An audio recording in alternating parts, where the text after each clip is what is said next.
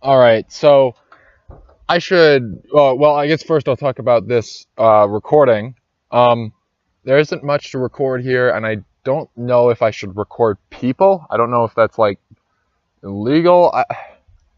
I know that you can, but I don't know if it's just decriminalized or not. How, you see people vlogging in the streets of New York. There's just faces passing by, and as long as they're not, I know that as long as they're not actively filming someone against their will, it's not illegal. And I know that they don't have to. But what I don't know is, anyways. But I want to avoid all that kind of stuff. There is some sort of like minor league baseball game going on at the bottom. You can kind of see it, but it's covered by the trees anyways. So even if I wanted to show you it, it couldn't really.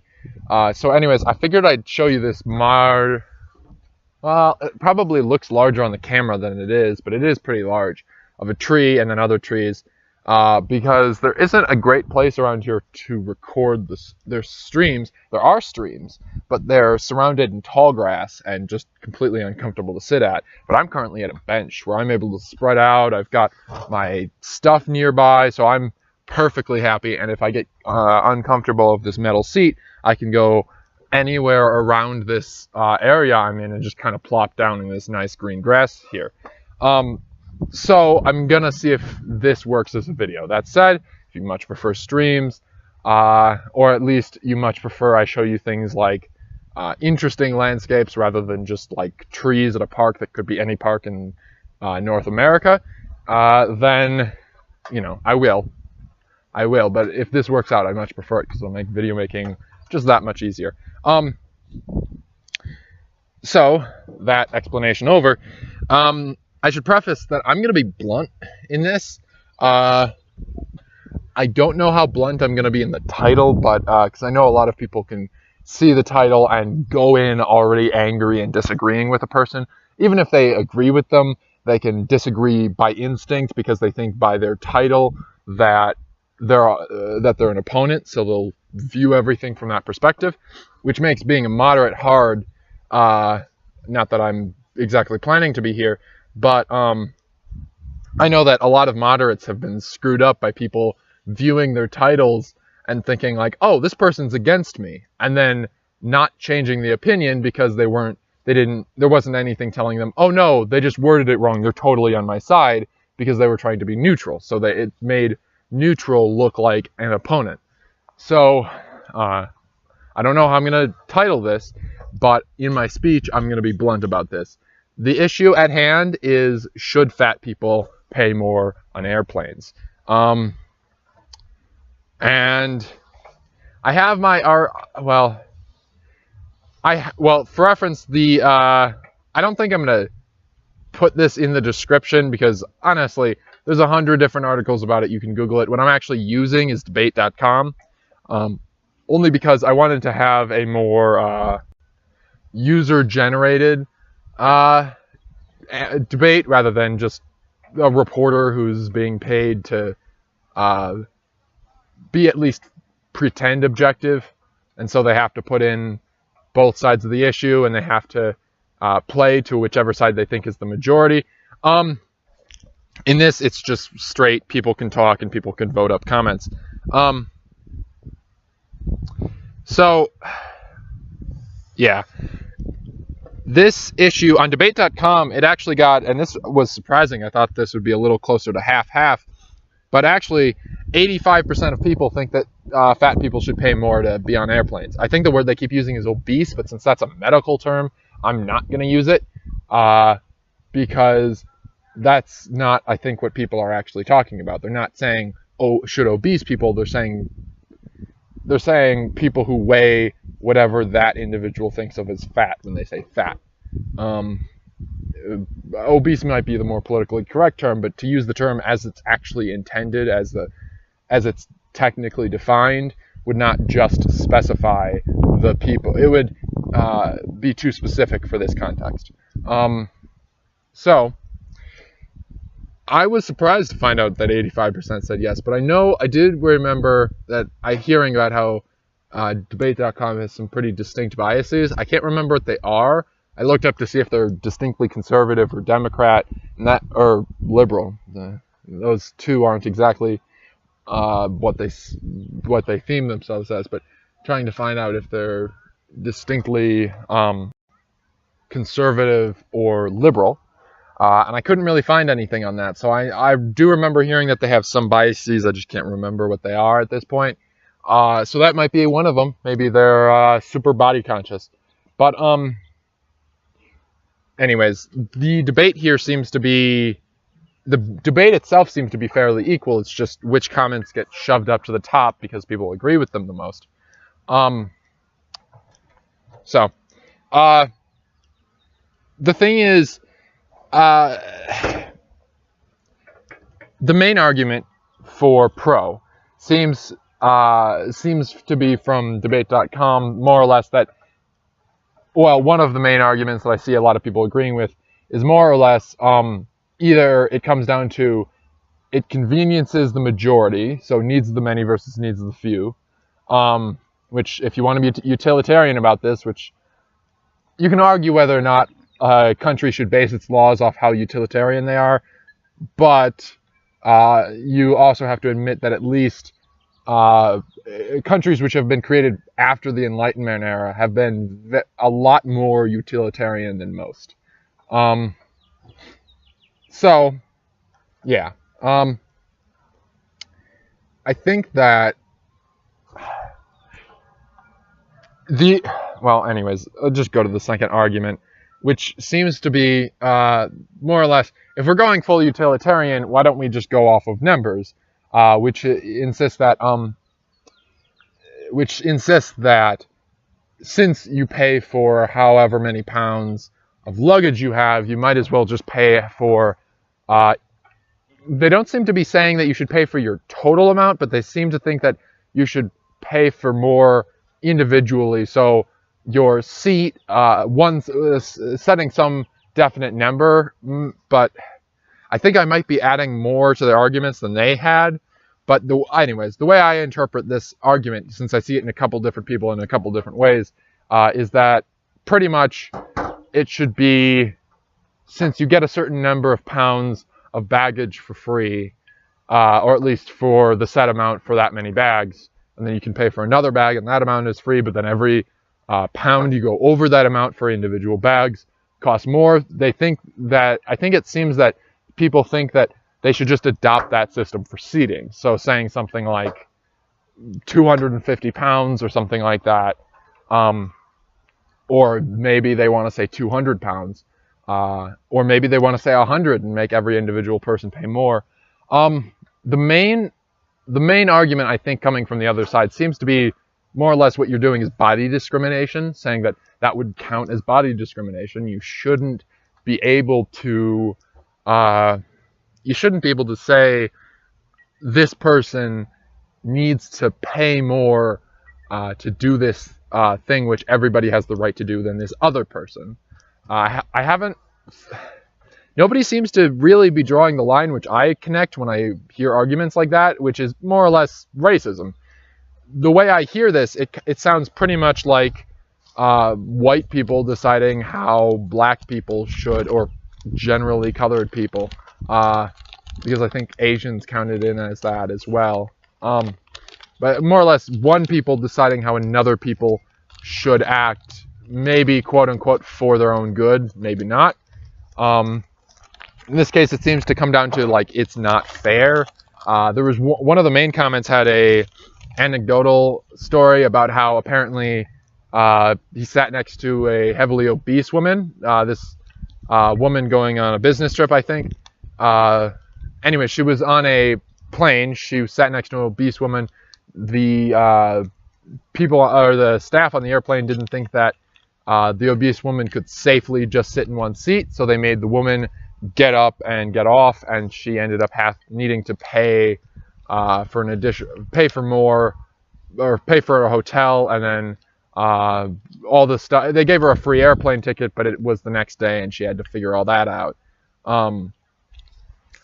So she says that they gave her a refund at some point, but it wasn't for the same amount. But it just seems like a problem with the airplane companies, not with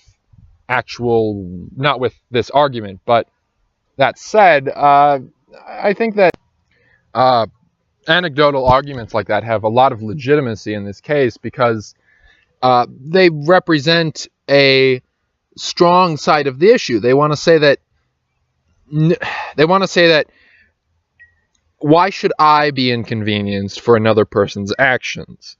And they see that as, I don't think anyone's actively arguing against the people who are, they seem to have a lot of, well, they seem to be holding up the people with genetic elements as sort of the shield on both sides, saying like, oh, if they can prove that they can't help it, fine, then they can come on without any problems. But if they can't, then yada, yada, yada.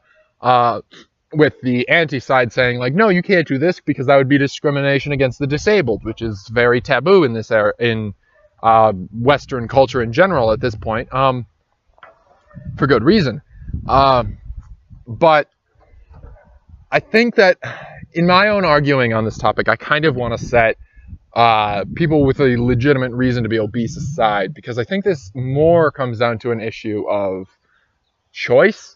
Or not choice necessarily, but what it comes down to is, in my view, I don't think rights should be determined by actions. It should be more or less, you're human, you have these rights. And I think that at least a certain number of people are likely to agree with me on that situation or on that case. But that said, well, I don't think that people want to view this in that perspective. But, oh, here, I'm going to move the camera quick. All right, so the camera was looking to me as if it was about to fall. So, I don't think that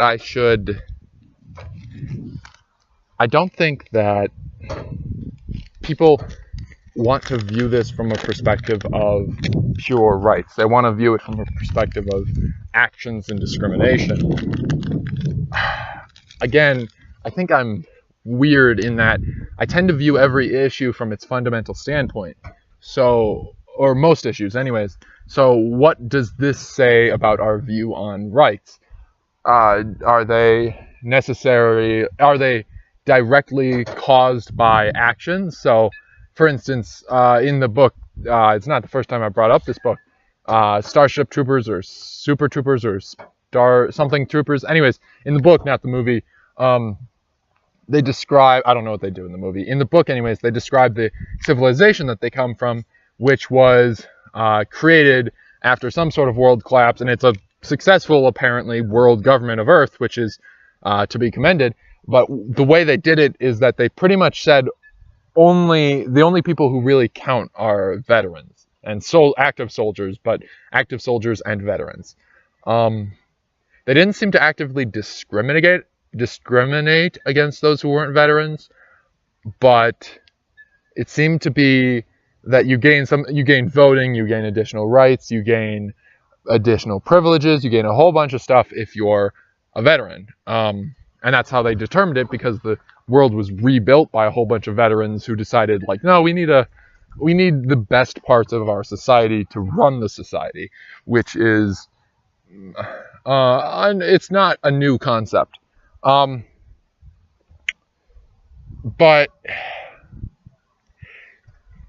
the thing is, in that book, you can really tell how everything comes from a couple of fundamental principles. And in those principles, it comes from the concept that, well, they're coming from a very, I think, odd stance on humanitarianism. For instance, at one point they have a little anecdote about why they have child raising laws the way they do, because in that society society had at one point developed to the point where you had entire gangs of juveniles all over the place in every city, because they were orphans or they were from very poor families, and they couldn't do anything, and nobody could do anything about them because it would count as child abuse. But then they would simply continue their lifestyles once they turned 18, and oftentimes these individuals would be arrested and thrown onto death row within months of turning 18 because of how society had raised them. And in that, they explained how their fundamental principles of how a society should be governed and how rights should be given out directly applied to this is how we believe children should be raised, because this case shows how if you don't act in this way, things could get bad. So they showed in that story and in the entire book how they took a very fundamental stance on this is what we believe, and because we believe this, all other things sprout from this. And I think this debate really should be viewed from that perspective. Should we view it as the perspective of, similar to them, how actions must determine how someone is treated within society, what they do, not why they do it, or should it be treated as you are an individual within this society? Even setting aside, we decided that in Western societies, we decided that existing is all you need to be a citizen. So our citizen pool is very large, but in that society, their citizenry, their veterans, became citizens by adding to the community. They fought in the space wars, or a lot of the time they'd serve. They mentioned in the book how really army service was really just kind of basic for a lot of people. There was a lot of people who actually served, but then there was a lot of people who showed up for 2 years and were janitors, which is understandable within a society that says you don't really count unless you can't hold office, you can't vote, you can't really say anything. It's not that they suppressed freedom of speech, I think, but it seemed to be more along the lines of, if you want your voice to actually be heard within the points when it would matter, you've got to be a veteran. Even if you're a veteran of the space janitors service, you've got to be a veteran. Just by saying that, like, the Army promotes these values in pretty much youths for a couple of years, and saying that, like, okay, so even if you are a space janitor for 2 years, for 2 years you lived in the military in your first example of this is what adulthood is. And that's what most would do. They would turn 18 or 16 or 20. I can't remember what the age was, but they'd become an adult, and then suddenly they're a soldier. And in that very vulnerable time, they would they would gain these sensibilities. And that's what the society is based on. Anyways, I've gotten too much onto a tangent about that book. At some point, I've got to do a book review about it. But the book itself, I think, is just an excellent example of how, of how you should govern a society. Not because I think their governance of that society was particularly great. In fact, I had a couple of deep problems with it. The thing was about that society is that they picked away how they wanted to govern the society and did it. They found a couple of fundamental principles and stuck to those principles like, I was going to say like glue, but they stuck to them more like matter sticks to a black hole, and they never broke those principles, and from those principles they gained their ideas about how to govern an entire society.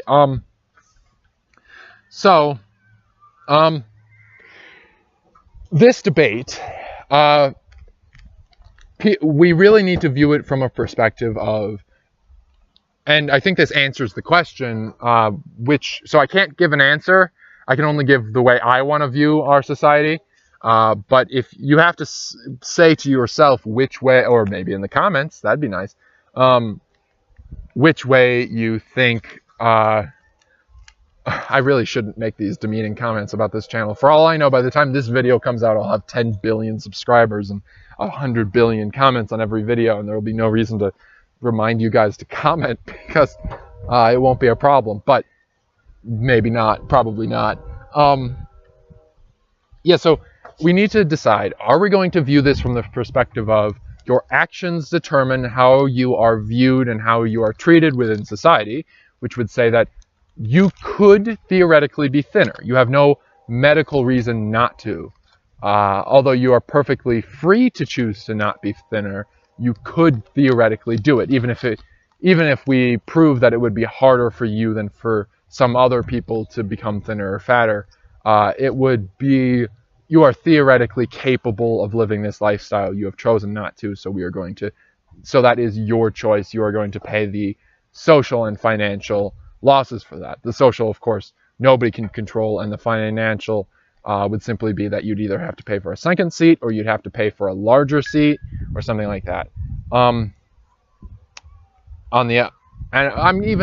understand that by saying this, I am setting aside, I'm saying that we would have to do that. If we were doing it from that perspective, we'd have to figure out some method of doing it without doing it based on birth, because that gets a lot too close to racism. Of course, it's not actually based on skin color, but what I mean is if you got someone who's just 7 feet tall, they can't control it. They're a basketball player, or they would be if they liked basketball. It just so happens their parents raised them on baseball. I don't know.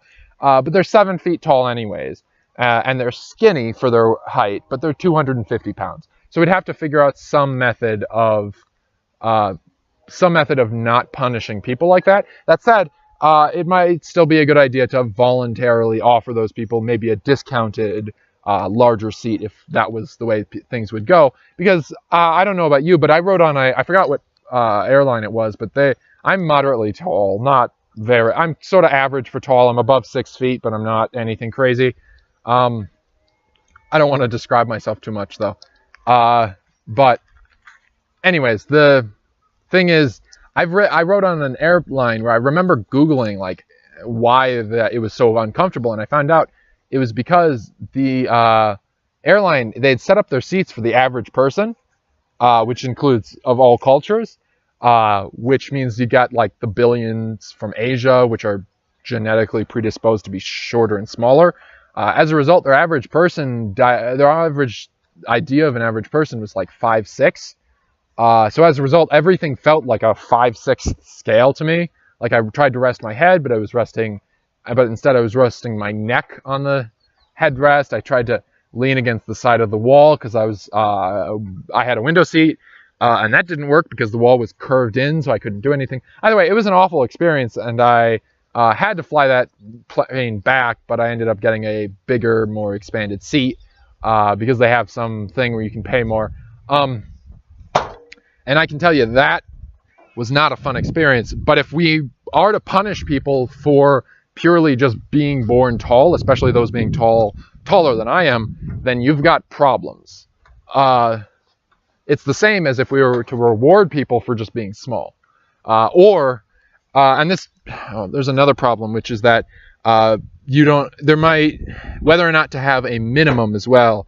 On the one hand, you could force social standards, say like, oh, you got to pay more if you want to be anorexic, but I don't think that'll ever pass. But what people might want, one thing the anti on this side brought up is by that ruling, we should also be giving people discounts for being anorexic because they weigh less. Short anorexic people should pay like nothing for airplanes, especially if they're willing to bring it like just a backpack. Which purely from a physics perspective is right, I guess. They take up a little bit of space, which is a problem, and they being one seat, and they weigh a little bit, which is a problem, but they don't weigh nearly as much as anyone else. But that's not something which society wants to create. A society in which we reward people for being short, genetically predisposed to be short, and to be anorexic. So, anyways, back to the point. We need to decide, do we want to say your actions determine how you will be treated? So you could theoretically be thinner, but you just aren't. You have no medical there's nothing saying, there's no glandular problem. You don't have any reason why you couldn't theoretically be thinner, even if it wasn't practical for you. But you have no you could theoretically be thinner. And so punishing people for that, or not punishing them, but making them accept the financial burdens of their choice. Or do we want to say all citizens have to be treated the same, and all citizens being all people above a certain age? So if all people have to be treated the same, then we have to accommodate. And I don't think we can totally do it. Like the airplane I was on was completely legal within their rights to give me a seat, even though it was entirely awful to sit on. But that doesn't mean that they... Should we keep it to our current standard, which is pretty much one person, one ticket? I know the country in the northern... Whatever, I'll just say the names. I'm not going to say which country in North America I live in, but I'll say that Canada created a law which is... which I know about, which might give away my country because it's kind of an obscure law, but who knows? Maybe I'm tricking you. Maybe I'm tricking you by memorizing obscure Canadian laws to make you think I'm... Anyways, Canada has a law which says pretty much says one person, one ticket, one seat. And it pretty much boils down to no law can discriminate between anyone. That said, that would still support that one airplane which I rode on, which was awful to ride on, because it would still make me, who's genetically predisposed to be taller. I've got taller males in my family for like 40 generations or whatever. So you've got someone like me who's taller and who's being punished financially for being taller. And I don't know if that is the best course of action. If to say, you individual person, you are a citizen, which means you are predisposed, which means you get a certain amount for free. You get something which is good enough for the average person for free. I think that's the middle ground that I'm going to go with. We're not saying, because you can't solve the problems. You can't say, so what we'd say is perhaps have a certain amount of smaller and a certain amount of larger seats, and say have those smaller seats for people who can fit in them and offer them at a cheaper price because of the pure physical constraints of them. So if you're shorter, you just get luckier, but not maybe not a hugely discounted price, and use that money that's discount, or use that use that extra space gained from the shorter people to give the taller people some extra space, and the larger people. So you could, but then make the taller people pay for it. You're unlucky if you're tall, but the law gives you this basic amount. If you want to stick to this basic amount, you are free to, which is the whole average person is 5'8". I mean, ideally as a tall person, I hope that we could make that a little more national. I think the average height in North America is something like 5'10" or something, which would be a little nicer for me. But it'd probably be a little closer to acceptable. Because that was the problem with that airplane. It was just barely not small, not large enough. You know, I'm used to chairs being made for someone slightly shorter than me. Slightly. So it's nothing different on an airplane, but that one was just particularly. But saying that the law would have to give everyone the ability to sit in that seat, to have that 5'8" seat. This is what the law determines. One ticket, one person. You get this seat, you can't be charged for anything else. But that said, if you want a larger or a smaller seat, we can do financial things there either way. That said, we'd have to enforce some sort of law, like if you are going to be a tall person or a large person and sit in the seat, you have to keep within your boundaries. You have to suck in the gut, more or less.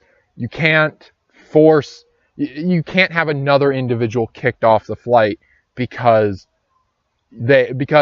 you're, well, this is blunt even for me, but because you're spilling over.